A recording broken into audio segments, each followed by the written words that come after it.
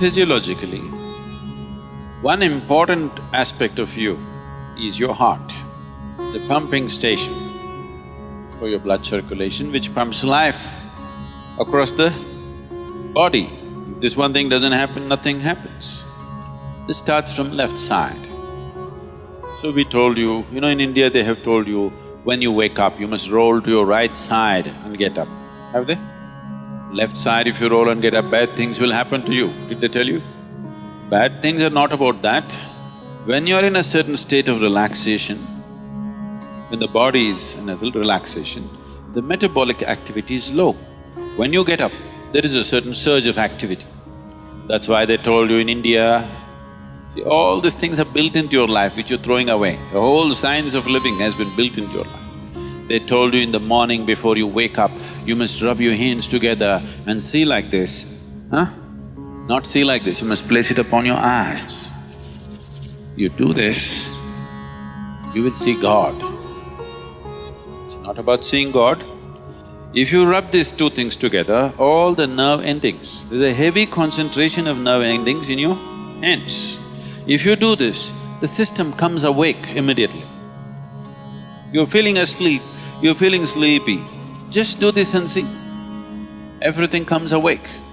So morning before you move your body, you get it awake first and then place it upon your eyes. Instantly a whole range of nerves connected with your eyes and the other aspect of your senses come awake. Before you move your body and your brain should be active. You shouldn't get up dumb, that's the idea.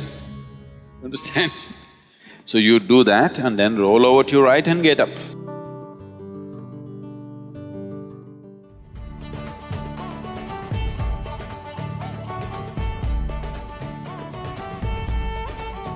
What kind of sounds come awake to will determine the context of the day and the future of your life in many ways. So coming awake to an alarm bell with a sudden start is not the best way to do your life.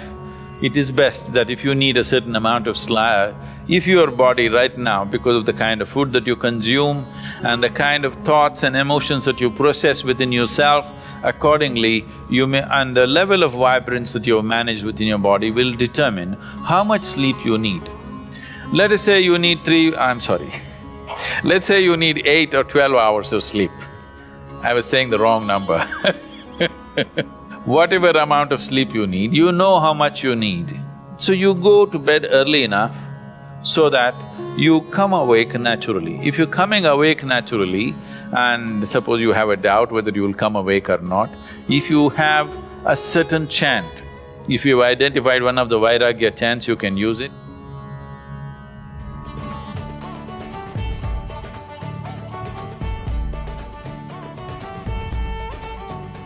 Many problems that human beings are suffering is simply because we have lost that awareness as to how to be in sync with the many forces. If you become in rhythm with life, you will also wake up somewhere after 3 a.m. At that time, if you sit up and do whatever process you have been initiated for, it will bear maximum fruit.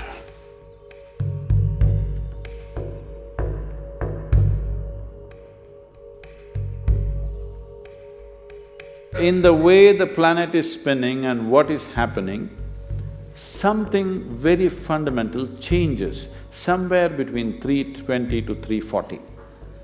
This is called Brahma Muhurtam.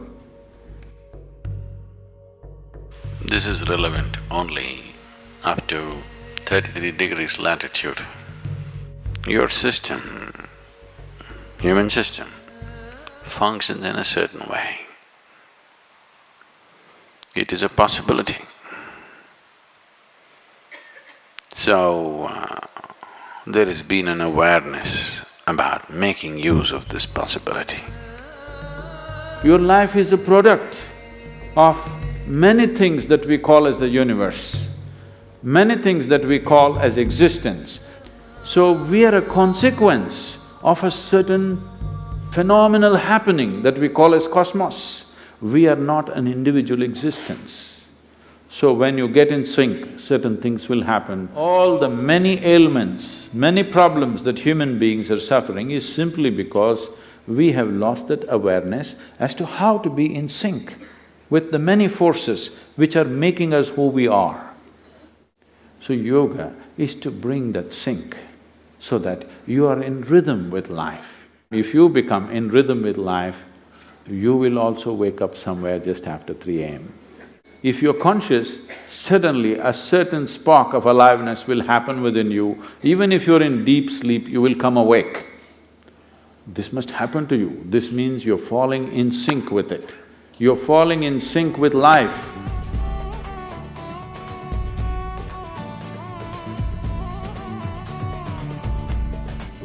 Today, if all of us go to bed, by tomorrow morning, nearly 250,000 people won't wake up. Natural death in the world. Suppose you wake up tomorrow, you guaranteed? Have you come with a guarantee card? No guarantee card. So suppose you wake up, let's say. Just do this much, I'm telling you, this is a simple first step to your spiritual process. Tomorrow morning, when you come awake, check, you really awake or you dead? If you're awake, it needs at least a little celebration. You don't have to get up and dance, at least you can smile, still on. 250,000 people died. They were like you and me, poof, they went off, isn't it? Wherever you look, they're not there. Here I am still, alive. One big smile, will you? I'm talking management. Then if 250,000 people died, at least 3 to 5 million people lost somebody who's dear to them. You check those 3, 4, 5 people who matter to you, all of them alive today. One more big smile, hello? Will you or not? Alive. If suppose right now, we put a gun to your head, will you think it's a relief? No. You'll be terrorized, isn't it? So that's how precious it is to be alive, isn't it so?